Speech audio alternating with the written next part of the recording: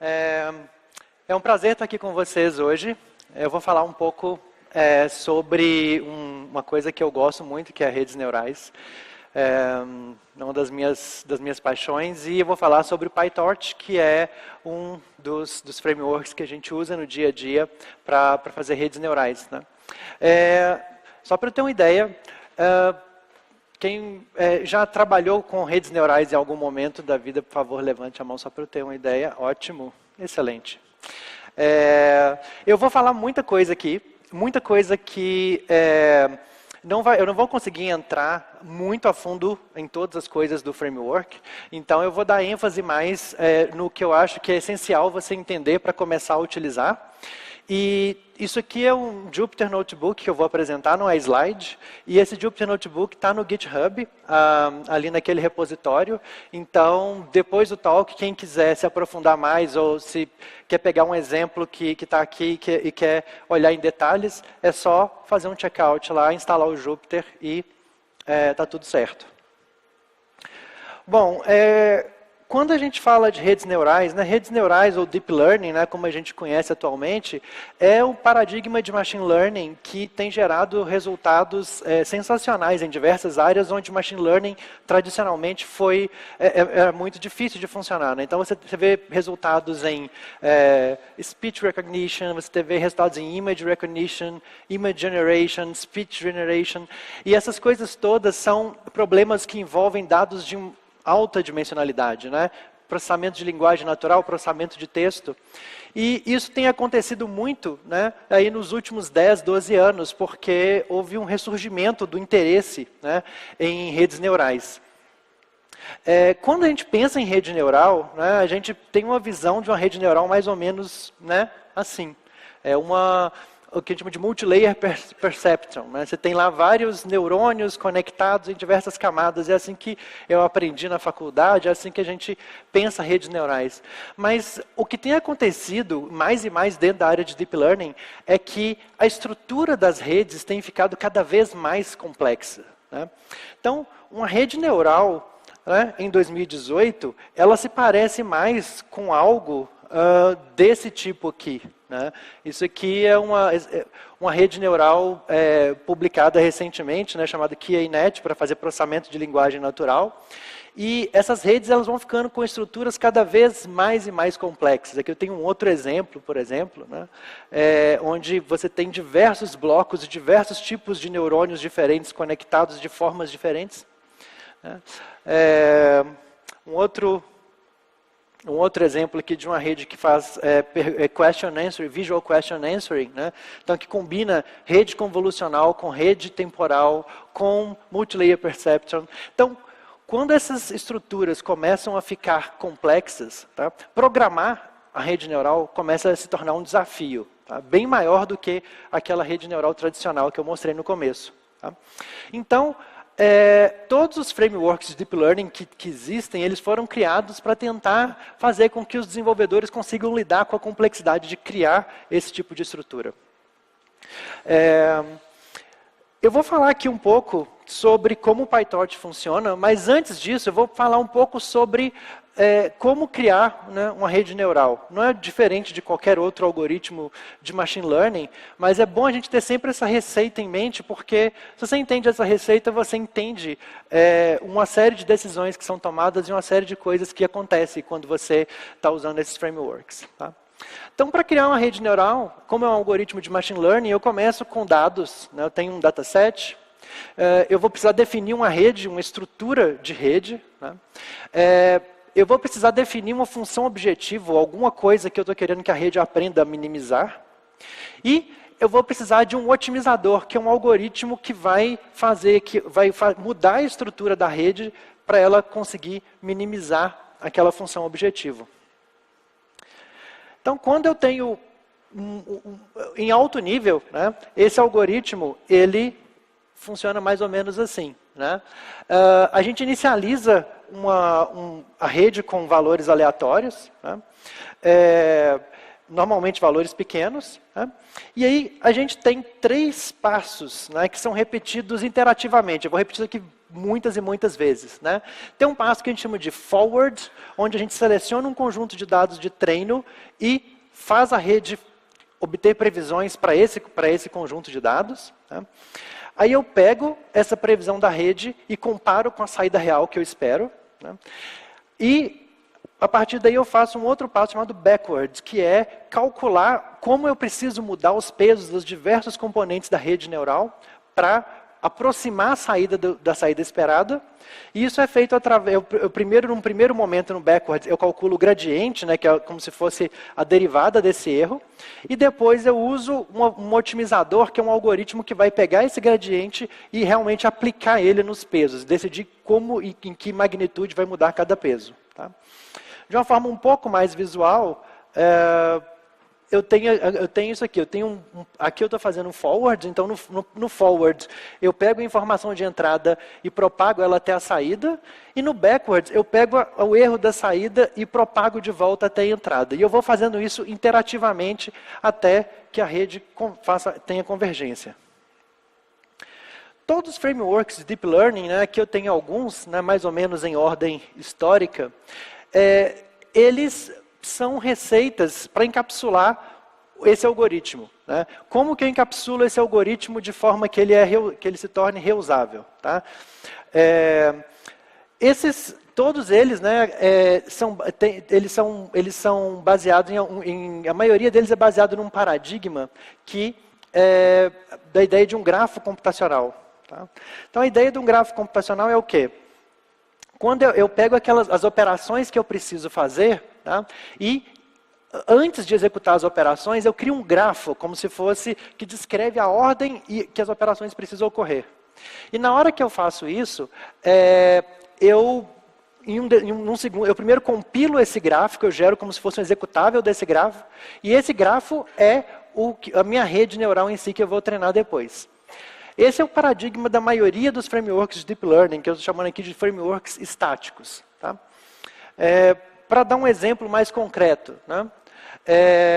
Aqui eu vou usar muito Python, tá? Então eu vou usar um pouco de algumas bibliotecas Python, tá? NumPy, Pandas, mas é coisa razoavelmente tranquila. Tá? Aqui eu vou falar um exemplo do TensorFlow. Tá? O TensorFlow é um framework da Google e o que ele faz? Por exemplo, se eu tiver 2 vetores no TensorFlow, né? Por exemplo, eu tenho esse vetor aqui, eu quero multiplicar por esse vetor aqui.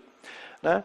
No TensorFlow, eu preciso primeiro criar um grafo computacional onde eu defino que eu vou fazer uma multiplicação, quais são as variáveis, e depois, num segundo momento, eu executo esse grafo computacional.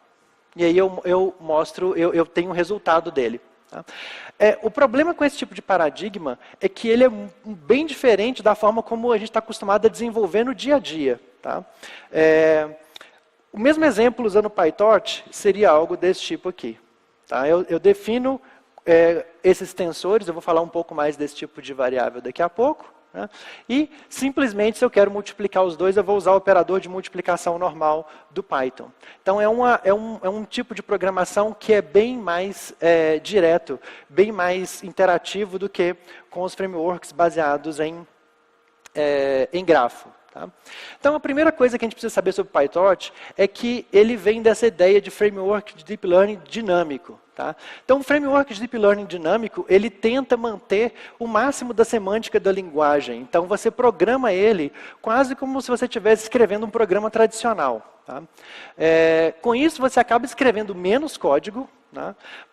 Você acaba tendo uma execução mais intuitiva, porque se você tem um erro em um determinado ponto do seu programa, o interpretador vai te mostrar exatamente a linha onde aquele erro está ocorrendo, já num framework onde tem um grafo computacional, isso nem sempre é muito óbvio. Tá? Você pode usar as mesmas ferramentas de depuração que você usa no dia a dia, de profiling, que vão continuar funcionando. Tá? E você pode fazer arquiteturas que se adaptam, porque como o fluxo de informação ele é controlado em código, a gente vai ver isso daqui a pouco, você pode fazer redes que se comportam de formas diferentes, dependendo de que dado que ela está enxergando. Tá? Do ponto de vista dos frameworks estáticos, eles têm algumas vantagens sobre os frameworks dinâmicos ainda. Tá? Eles normalmente, como você define um grafo computacional todo no começo, eles conseguem compilar isso melhor e conseguem gerar código mais eficiente. Então o desempenho deles tende a ser um pouco melhor. Então eu vou entrar especificamente, tá? Vou falar aqui do PyTorch. Tá? Ele é um framework que ele é oriundo de um outro framework chamado Torch. A diferença básica é que Torch foi escrito, o kernel dele é escrito em C, mas o Torch, a parte de programação ela é feita numa linguagem chamada Lua, que não é muito popular, né? Apesar de ter sido ela foi inventada no Brasil, inclusive, mas não é uma linguagem muito popular. E o PyTorch começou como uma versão desse framework em Python, tá? Mas ele evoluiu para ser bem mais do que isso. Tá? Ele hoje está a versão inicial dele foi de outubro de 2016, tá? A versão atual dele é a 0.4, que acabou de ser lançada, né? E a versão 1.0 está programada para agora, no Summer, né, do Hemisfério Norte, de 2018. Então, já é um framework que tem que já tem um tempinho, mas ele está evoluindo muito rápido. Então, muitas vezes, algumas APIs mudam e quebram um pouco o código, apesar de que as mudanças normalmente tendem a ser pequenas. Tá? É difícil de escrever para quem faz Deep Learning no dia a dia. A sensação de usar o PyTorch é muito diferente de usar o Torch, ou o Theano, ou o TensorFlow. Tá? Então, logo que o PyTorch foi lançado, pouco tempo depois que o PyTorch foi lançado, o Karpathy, que atualmente é diretor de AI, né, da Tesla, mas nessa época ele estava na OpenAI, ele mandou esse tweet aqui que foi muito engraçado, porque deu uma repercussão enorme. Né? Que depois de usar TensorFlow por alguns meses lá na OpenAI, ele fez esse tweet aqui, e realmente a sensação de usar o PyTorch é bem refrescante para quem vem de outros frameworks, porque você começa a sentir que você está programando do jeito que você sempre programou antes, você não tem que mudar o seu pensamento para poder fazer Deep Learning. Dentro do PyTorch, tem uma estrutura de dados que é muito importante, que a gente precisa entender, que é o tensor. Tá? O tensor, ele é uma generalização de matrizes. Né? Você tem um tensor de 0 dimensões, na verdade seria um número escalar, um tensor de 1 dimensão, que é um vetor, um tensor de 2 dimensões é uma matriz, e você pode ter tensores de n dimensões. Tá? Quando a gente... acho que eu vou aumentar aqui mais um pouquinho. Quando a gente cria um tensor, tá? A gente pode inicializar, tem diversas formas de inicializar um tensor. Aqui eu estou inicializando ele a partir de um array Python. Ele vai encapsular um conjunto de dados e a partir daí ele vai fazer operações com esse conjunto de dados de forma muito eficiente, tá? Tanto em CPU quanto em GPU. E ele funciona muito parecido com a semântica dos arrays que a gente está acostumado já a usar em Python. Então, por exemplo, aqui eu estou inicializando um tensor, né, com 0, né, usando um construtor de zeros, né, de 10 por 5. Então, eu tenho aqui esse tensor. E eu posso manipular ele usando a notação normal de arrays em Python. Então, eu posso manipular ele, eu posso colocar, por exemplo, setar os valores de uma linha, eu posso indexar usando a indexação normal de arrays em Python. Tá? Essa estrutura é extremamente importante porque todas as operações do PyTorch envolvem tensores. Tá? A segunda coisa que a gente precisa entender do PyTorch é como que ele faz o que a gente chama de diferenciação automática. Tá? E a melhor forma de fazer isso é através de um exemplo. Então, eu vou mostrar um exemplo aqui, onde a gente vai fazer o modelo talvez mais simples possível que a gente consegue, que é uma regressão linear. Tá? Então, para esse modelo, eu vou definir um conjunto de dados que é basicamente um conjunto de pontos. Tá? Eu estou definindo isso aqui, eu estou colocando um conjunto aleatório de pontos aqui, mas é um conjunto onde você tem... dá para ver claramente que tem uma relação linear aqui entre x e y. Tá? Então eu vou mostrar como que a gente vai criar um modelo usando o PyTorch para fazer uma regressão linear em cima disso aqui, sem usar nenhuma das ferramentas do PyTorch mais sofisticadas, usando só tensors. Tá? Então, a primeira coisa que eu preciso, tá, é definir um modelo. Tá? Um modelo de regressão linear, ele é bem simples, ele tem 2 parâmetros, né, e dado um x, né, ele define que o y é igual a x mais b. E, nesse caso, eu estou definindo A e B como 2 tensores, porque são 2 parâmetros que eu não conheço do modelo, tá?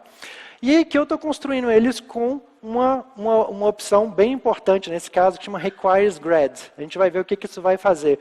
Mas, basicamente, eu estou dizendo assim, esses tensores eu vou otimizar eles baseado em alguma função de erro depois. Então, eu defini um modelo, e aí eu vou fazer um loop de treinamento, que é o mesmo loop de treinamento que a gente vai ver aqui em todos os exemplos, que corresponde exatamente àquela receita que eu mostrei no começo. Tá? Então, o que é esse loop de treinamento? Eu vou pegar o meu dataset, eu vou repetir algumas vezes, né, isso aí varia de acordo com a complexidade do seu problema, aqui eu estou repetindo 10 vezes. Tá? Para cada vez, eu vou fazer um passo forward, onde eu vou obter a saída do meu modelo para o meu dataset. Aqui, para simplificar, eu estou usando o dataset inteiro, tá? Depois a gente vai fazer isso em pedaços. Aí eu vou definir minha função de erro. Tá? Nesse caso, como eu quero que ele aproxime aqueles pontos lá, eu vou definir que o erro é simplesmente a coisa mais simples possível. A diferença entre a saída do modelo e o dado real, né, em valor absoluto. E eu somo isso para todas as minhas instâncias. Tá? Então, isso aqui eu estou trabalhando com um conjunto de dados, então essa operação, na verdade, ela é uma operação, todas as operações aqui são vetoriais. Eu estou trabalhando com um monte de dados de uma vez só, e no final eu estou somando isso aqui. E aí a gente vem o que a gente chama de mágica, né, do PyTorch. Quando eu obtenho esse error, que ele também é um tensor, tá? Toda operação que eu faço com um tensor, ele gera um tensor como saída. Eu posso chamar esse método backward. Esse método backward quer dizer o seguinte, estou dizendo que esse valor é um valor que eu estou querendo minimizar. E aí, nesse ponto, o PyTorch vai calcular um monte de derivadas de todos os parâmetros que foram usados até aquele momento no cálculo desse valor. Nesse caso, só tenho 2 parâmetros. Mas, na verdade, numa rede neural típica, eu posso ter milhões de parâmetros. Quando eu faço backward, ele calcula todos os gradientes, que a gente chama, que são as derivadas parciais de todos os parâmetros. E aí, se eu quiser minimizar o meu problema, basta eu agora pegar esses parâmetros e mover eles um pouquinho na direção que o gradiente, né, diz. Então aqui eu estou pegando o parâmetro A e subtraindo ele do gradiente dele, né, que é esse subvetor .grad, por isso que eu criei ele aqui com essa opção de requires grad. Estou dizendo que aquele tensor vai precisar calcular gradientes em algum momento. Né, e a mesma coisa aqui para o B. E aí, depois que eu faço isso num passo, eu zero os gradientes de novo. E aí eu repito isso iterativamente. Tá? Então eu executei isso aqui e a gente pode ver que a cada passo o meu erro vai diminuindo. Né? E depois de 10 iterações, se eu plotar o que o meu modelo fez, ele aproximou aqui, ele criou uma aproximação, uma regressão linear. Tá? Esse algoritmo, né, interativo, onde você calcula o gradiente e faz essa subtração, chama-se Stochastic Gradient Descent. Tá? É o algoritmo que está por trás de todos os modelos de Deep Learning. Para pequenos conjuntos de dados, fazer uma regressão como essa aqui, você pode ter vários algoritmos, mas para Big Data, o único algoritmo que realmente funciona é o SGD. Tá? E aqui eu estou plotando a história, né, daquele parâmetro A, à medida, né, você vê que eu gravei aqui o valor desse parâmetro A cada interação, para mostrar que ele vai se aproximando do valor 2, que é o valor ótimo dele. Então, nas iterações, ele vai cada vez mais chegando aqui perto do 2. Então, isso aqui é basicamente o PyTorch. Você pega um conjunto de dados, você define um modelo e você cria um loop de treino em cima desse modelo. Tá? Só que, normalmente, a gente não define o modelo manualmente, igual eu fiz aqui, e nem define a função de erro manualmente, e até o otimizador ele também não é definido manualmente, porque existem diferentes maneiras de você definir cada uma dessas coisas, e são blocos que o PyTorch te fornece para você poder fazer. Então, vou mostrar a utilização desses blocos aqui num exemplo um pouquinho mais complexo. Aqui eu tenho um dataset de diabetes, lá do UCI Machine Learning Repository. É um dataset que contém 8 features, né? São 9 features, na verdade, mas uma delas é o meu target, que eu quero predizer. Eu quero predizer se a probabilidade do paciente ter diabetes, né, dado esses 8 indicadores aqui. Tá? Aqui eu vou fazer um pouquinho de pré-processamento nesse dataset, tá? Só porque eu vou usar o scikit-learn, que é uma biblioteca também muito usada no Python, para separar a feature que eu quero predizer, que é o outcome, né, das outras. Tá? E, para quem acabou de ver a palestra da Amanda agora, eu vou fazer um pouco de pré-processamento de features, eu vou fazer um min-max scaling dessas features. Tá? Redes neurais não gostam muito de features que têm ordens de magnitude diferentes, então a gente sempre normalmente faz um tipo de scaling para tornar essas features mais parecidas. No caso, eu vou usar para todas aquelas features entre 0 e 1. Tá? Essa parte é basicamente scikit-learn. Tá? No final eu divido ele aqui, tá, em 2 datasets de treino e teste, também usando o scikit-learn, não vou gastar muito tempo nisso. E eu chego no final das contas num tensor de treino que tem 576 linhas por 8 colunas. Né? Então as colunas são as features e as linhas são as instâncias. E a gente chega na parte realmente mais interessante. Tá?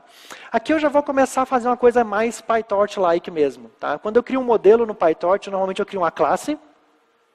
E essa classe estende essa classe module do PyTorch.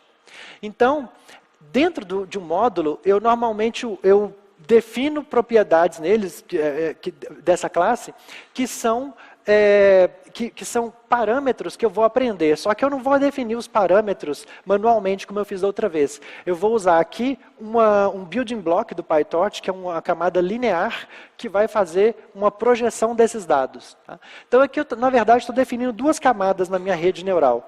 Uma camada que vai projetar as 8 features originais em 2, e uma segunda camada que vai projetar essas 2 features intermediárias em uma única feature, porque o meu problema ele só tem uma saída possível, né? Sim ou não. No modelo eu defino um método que é chamado de forward, que executa aquele passo forward do algoritmo. Tá? Então aqui, dado uma entrada, o meu modelo vai fazer a primeira projeção, passar ela por uma não linearidade. Aqui eu estou usando uma tangente hiperbólica, então eu estou usando uma função do próprio PyTorch para fazer isso. Passar o resultado por uma segunda não linearidade e usar de novo aqui uma tangente hiperbólica. Note que aqui é código Python normal, então nada garante que toda vez que eu executar o forward, ele vai fazer exatamente essa sequência de operações. Poderia ter ali, falar assim, não, dependendo de algum valor ali do x, eu vou usar uma estrutura de rede, não é? E o PyTorch continuaria funcionando. Esse é o aspecto dinâmico da coisa. Antes de mostrar o resultado disso aqui, tá? O PyTorch tem uma documentação, eu considero muito boa. Tá? Tem muitos building blocks de tudo quanto é tipo para você conectar e fazer redes neurais. Assim, eles tentam manter o framework bem no estado da arte mesmo. Então, às vezes, publicam um paper com um tipo novo de neurônio, um tipo novo de função de ativação, e 2 semanas depois já tem lá no framework. Tá? Aqui eu usei uma camada linear. E esse é o tipo de documentação que você tem quando você, por exemplo, vai ver lá na documentação do PyTorch como que uma camada funciona. Né? Tem uma documentação bem interessante, explica o que a camada faz, como que ela faz, que tipo de entrada que ela espera e que tipo de saída que ela dá. Tá? Que é justamente o que você precisa para quando você está pensando no design da sua rede neural. Então, como é que eu uso esse modelo agora? Tá? Eu uso ele como uma classe Python normal, eu instancio ele. inicializo os parâmetros, tá? Muitas vezes no Python, quando eu estou usando o PyTorch, eu não quero utilizar o Automatic Differentiation. Eu quero mexer nos parâmetros, mas eu quero falar para ele assim, olha, eu vou mexer nesses parâmetros, vou fazer contas, vou fazer alguma coisa com esses parâmetros, mas não precisa ficar preocupado em gravar essas operações para depois fazer derivada delas, porque por enquanto eu não estou treinando a rede ainda, tá? Isso é feito usando esse bloco with aqui, tá? With torch.nograd. Tudo que eu coloco dentro desse bloco, o PyTorch vai ignorar do ponto de vista de Automatic Differentiation. Então, por exemplo, quando eu estou fazendo inferência, eu sei que eu não vou mais treinar o modelo, eu sempre tenho que executar dentro de um bloco desse aqui, senão o PyTorch vai ficar gravando em memória uma série de operações que nunca vão ser utilizadas para fazer backward. Aí, aqui eu tenho um loop de treino, parece muito com o anterior, só que aqui eu estou selecionando mini batches, né? Em vez de pegar o dataset inteiro de cada vez, eu estou pegando 32 elementos de cada vez, né? Aleatoriamente, formando um mini batch, né? Mas o resto da otimização é muito parecida. Eu tenho, de novo, um passo forward, né? Aqui a minha loss function, né? Como esse é um problema de classificação, eu estou usando uma função chamada soft margin loss, que na verdade é uma logistic loss, né? do PyTorch. Então ele vai gerar uma saída e aí eu vou usar essa loss para treinar essa saída para tentar predizer a log probability, né? Que é basicamente a probabilidade desse paciente ter diabetes. Normalmente eu faço backwards, né, normal, e aquele bloco, né, onde antes eu fazia a atualização manual dos parâmetros, né, que eu fazia a subtração do parâmetro pelo gradiente, ele é encapsulado nesse outro algoritmo aqui, que é um optimizer. Tá? O optimizer, ele vem do PyTorch também, eu inicializei ele aqui em cima, na linha 13, né, e além do Stochastic Gradient Descent clássico, que é aquele algoritmo que eu mostrei, tem vários outros algoritmos ali. Tá? Tem algoritmos, cada um deles tem maneiras diferentes de como que eu converto o gradiente numa atualização de pesos da rede. Aqui eu estou usando um algoritmo chamado ADA-M, tá? Que é um dos mais utilizados atualmente. Então, quando eu rodo isso aqui eu estou plotando o loss ao longo do tempo, a gente vê que o modelo está convergindo, tá, para um determinado loss, mais ou menos com 1.700, ali ele começa a estabilizar. Aqui é um exemplo da documentação do soft margin loss que eu estava usando. Tá? Muita coisa que eu estou falando aqui é coisa que é clássica de machine learning, tá? Então eu não vou entrar em muito detalhe. Mas aqui é só para mostrar o tipo de documentação que a gente vê quando a gente está usando o PyTorch. Tá? E aí eu posso avaliar esse modelo. Tá? Basicamente, eu pego o meu dataset agora de teste, né? Converto ele, tá? Para tensors, né? Então aqui eu tenho um exemplo de como que eu posso converter valores do NumPy para tensor, que é bem conveniente. Tá? Quando eu converto um array NumPy para o tensor, uma coisa interessante do PyTorch é que ele não copia os dados, ele acessa o buffer interno do NumPy direto. Então isso é extremamente eficiente. E eu calculo qual que é a acurácia, tanto do dataset de treino, quanto do dataset de teste, que eu quero ver se meu modelo está overfitting. Tá? E aí eu chego aqui nessas acurácias, 78,12% de treino, 77,6% de teste. Tá? Esse problema é difícil mesmo, esse é um problema de predição difícil. Né? O estado da arte nesse dataset é mais ou menos isso mesmo, em torno de 77%, 78%. Uma vez que eu tenho o modelo, aqui eu treinei o modelo. Tá? Aqui que eu vou precisar usar ele. Normalmente eu vou precisar usar ele num outro lugar, não é num lugar que não é no mesmo momento que eu treinei. Então eu preciso salvar o modelo e depois, né, carregar ele. Então aqui eu tenho um exemplo de como que o modelo pode ser salvo. Né? A forma PyTorch de salvar o modelo, tá? Eu uso torch.save para salvar não a classe Python em si, mas o que ele chama de State Dictionary, que é o valor de todos os parâmetros dele. Eu posso gravar isso num arquivo comum. E quando eu quero usar isso de novo, eu faço dessa forma aqui. Eu instancio o modelo, né, e carrego o State Dictionary dele de novo. Tá? Aqui eu fiz um exemplo só para mostrar que o Model 2 aqui, apesar de eu instanciar ele com o mesmo modelo, essa instância não está inicializada com o treinamento que eu fiz. Então, se eu avaliar ele inicialmente, eu tenho uma acurácia randômica, né? Ele está inicializado com valores aleatórios.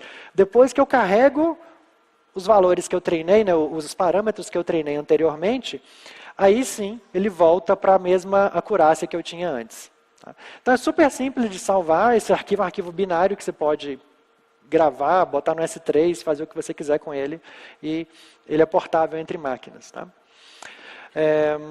Uma coisa que a gente tem no PyTorch, tá, que a gente precisa fazer em alguns casos, é acessar, normalmente a gente está preocupado com a saída da última camada da rede. Tá?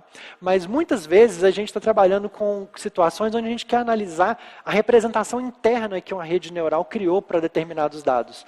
Isso é muito útil, por exemplo, quando eu estou trabalhando com a área chamada Transfer Learning, onde eu treino uma rede neural com um dataset e depois tento adaptar essa rede neural para trabalhar com um dataset muito menor, né, que é parecido. Por exemplo, eu treino ele com imagens do ImageNet e depois uso essa rede num dataset bem menor de imagens que eu tenho que eu quero fazer classificação. Isso costuma dar um resultado muito melhor do que treinar simplesmente num dataset pequeno. Mas para isso, eu tenho que ser capaz de acessar não só a saída final da rede, mas a representação interna dela. Tá?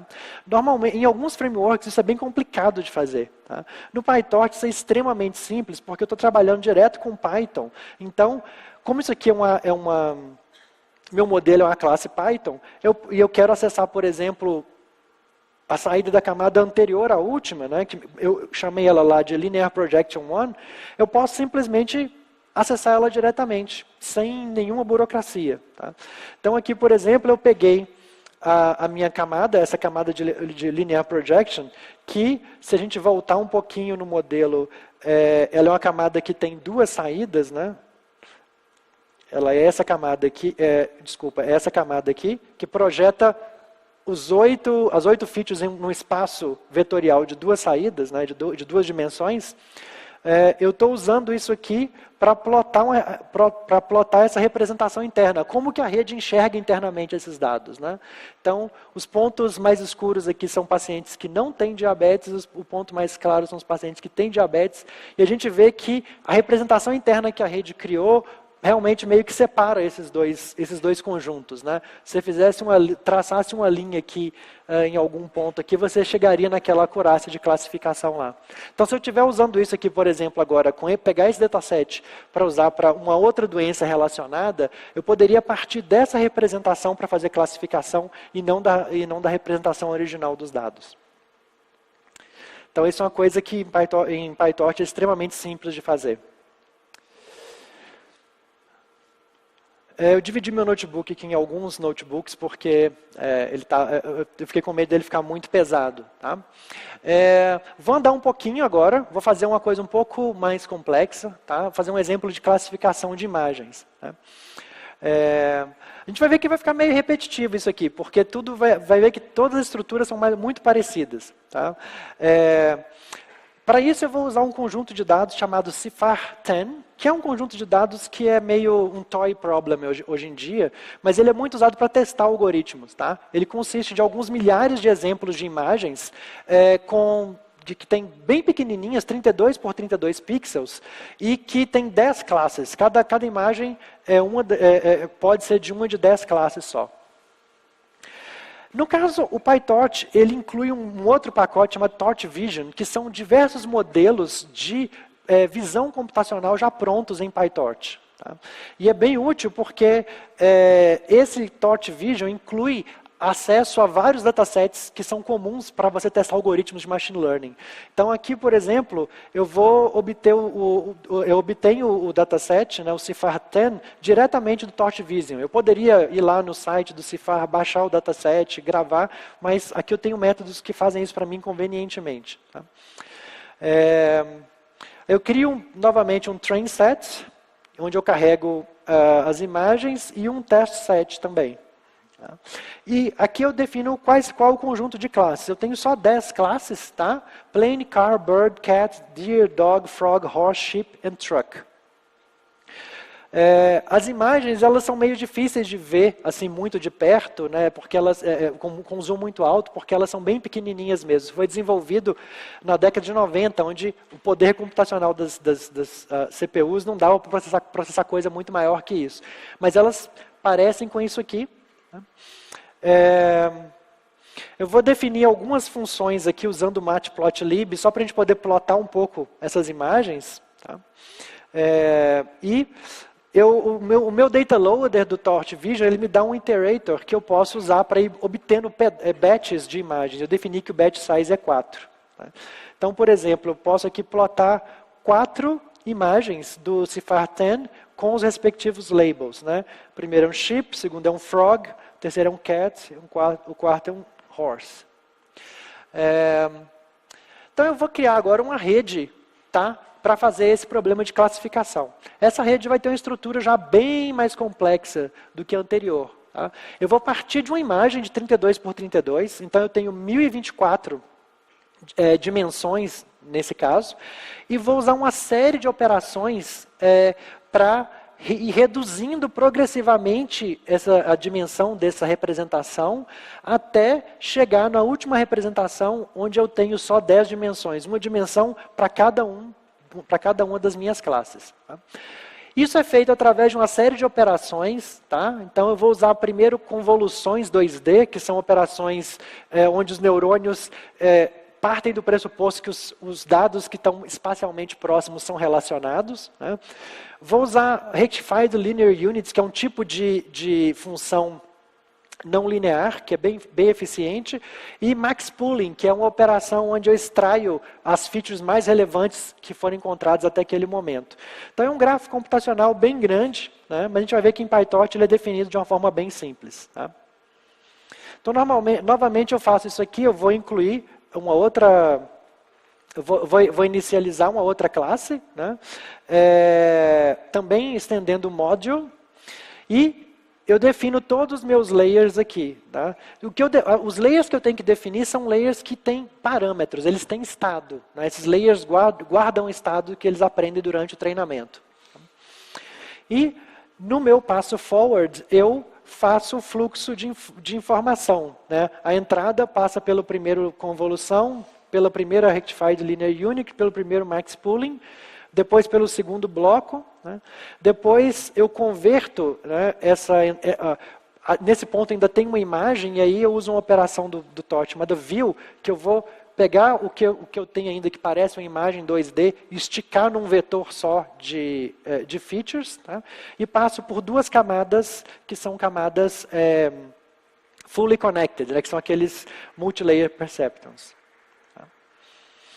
Nesse caso, como eu tenho 10 classes, eu vou usar uma função de perda chamada cross entropy. E eu vou utilizar o Stochastic Gradient Descent como optimizer. Tá? Então, de novo, eu tenho um loop de treino parecido com aquele anterior. Né? No meu passo forward, eu pego meus dados e obtenho a saída da rede. No meu passo backwards, eu calculo primeiro o erro, né, que é o erro de classificação nesse caso. Executo backward, que calcula os gradientes, e peço o meu optimizer para dar um step de otimização da rede. E depois eu gravo algumas estatísticas para mostrar depois. Então, eu vou só imprimir aqui. Eu rodei isso aqui ontem, né? Eu não estou rodando isso aqui agora, obviamente. Ele gastou mais ou menos uns 3 minutos para rodar. Né? E a gente pode ver que ele vai também, o treinamento, o loss, vai convergindo aqui. Então eu vou rodar aqui algumas imagens de teste. Tá? Antes de rodar o teste, vou mostrar um pouco para vocês. Né? Eu tenho o meu iterator de teste, ele vai carregar 4 imagens para mim, e aí eu vou usar eu quero obter a saída, né, a predição da rede para essas 4 imagens. Então, eu passo elas aqui para o meu modelo, né, ele gera uma saída que parece com isso aqui. É meio difícil de entender a princípio, mas depois fica bem claro. Tá? Eu tenho 4 imagens de entrada, então ele gerou 4 vetores de saída, e como a minha rede eu defini que a última camada dele tem 10 neurônios, ele gerou 10 valores para cada uma. Então, eu tenho 10 posições diferentes aqui. Tá? Aqui, como eu estou usando cross entropy, esses valores são mais difíceis de interpretar porque eles são probabilidades, mas eles estão na forma de log probability. É o log da probabilidade. Então, isso é feito por uma questão de otimização numérica, é melhor de fazer assim, tá? Do ponto de vista de cálculo. Mas eu posso facilmente converter isso aqui de volta para probabilidades, basta eu fazer uma exponenciação e depois normalizar cada linha dessa, né, dividir pela soma. Tá? Multipliquei por 100 para ficar bonitinho aqui. Eu tenho uma função usando o matplotlib só para plotar essa distribuição de uma forma bonitinha. Tá? E aí eu vou mostrar, usando essa função, como que a rede se comporta para o meu dataset de teste. Tá? Então, por exemplo, essa imagem aqui, o ground truth do dataset diz que é um cat. Eu não sei, eu não saberia dizer que isso aqui realmente é um cat, mas enfim. Mas a rede concorda, ela acha que é um cat, né, com alta probabilidade. Assim, ela meio que fala, pode ser um frog, ou um dog, ou um bird, mas assim, provavelmente é um cat. Né? Isso aqui é teste, tá? Então a rede nunca viu esses dados antes. Né? Esse aqui é o ground truth, é ship, né? E a rede também concorda, né? E você vê que ela dá alguma probabilidade para plane ou car, mas ela não dá quase nenhuma probabilidade para dog ou frog ou cat. Então ela sabe que isso aqui são coisas bem diferentes. Tá? Mesma coisa aqui, né? Eu tenho uma outra chip, né?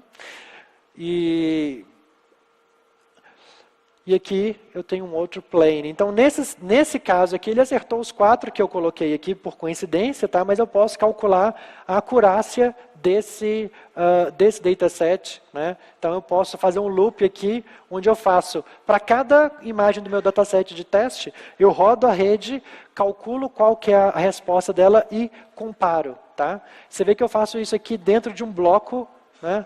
torch.nograd. E aí eu calculo a acurácia. A acurácia dela, nesse ponto do treino aqui, estava em 61%, que é bom, mas não é nada ainda espetacular, mas é porque eu não treinei muito. Né? E eu posso também calcular a acurácia para cada tipo de dado. Né? Então, tem alguns dados onde ela tem a acurácia maior e outros onde ela tem a acurácia menor. Tá?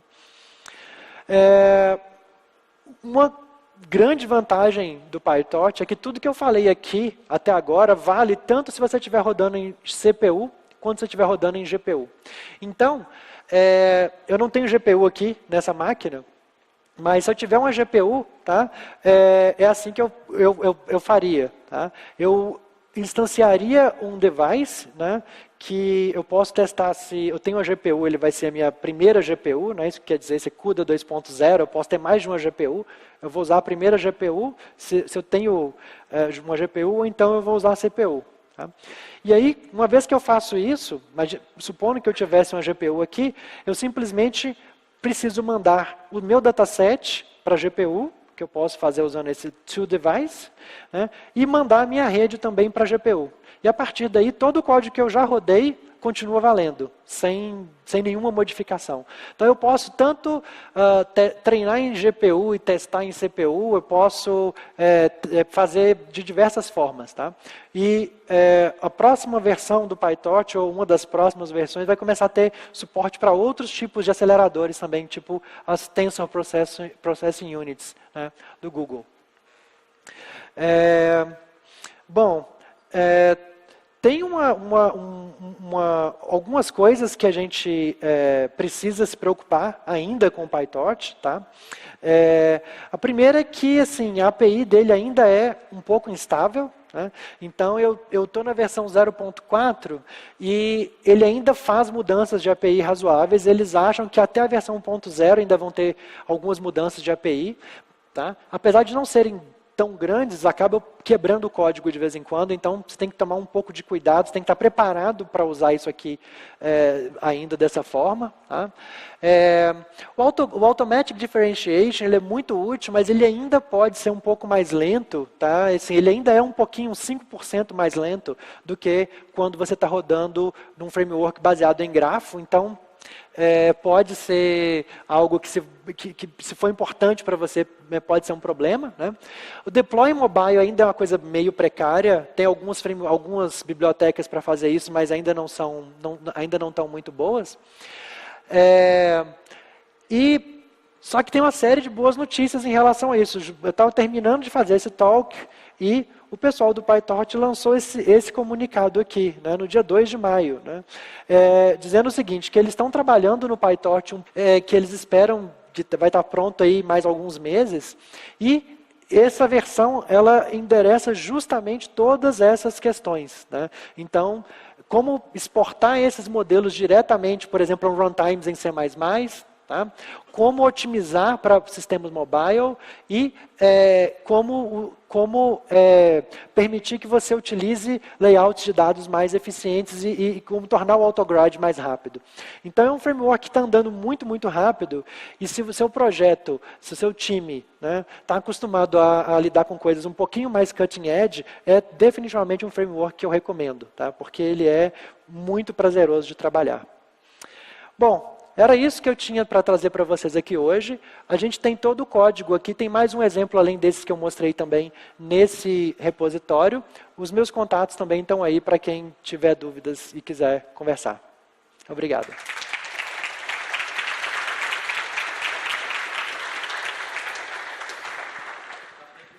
Dá tempo de uma pergunta, pessoal.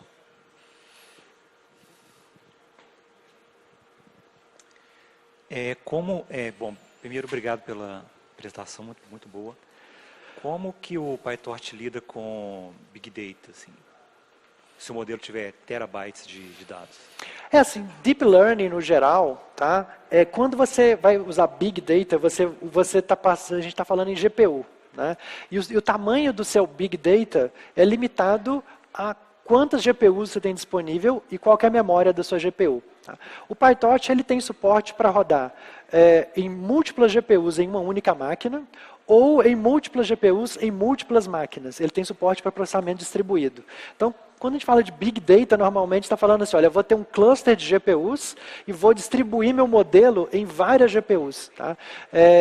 O loop de treinamento, incrivelmente, é muito parecido com aquele que eu mostrei ali. Só que você usa um otimizador diferente, que é um otimizador distribuído, que vai saber como pegar o update de cada uma das máquinas, juntar tudo e depois devolver o modelo para elas.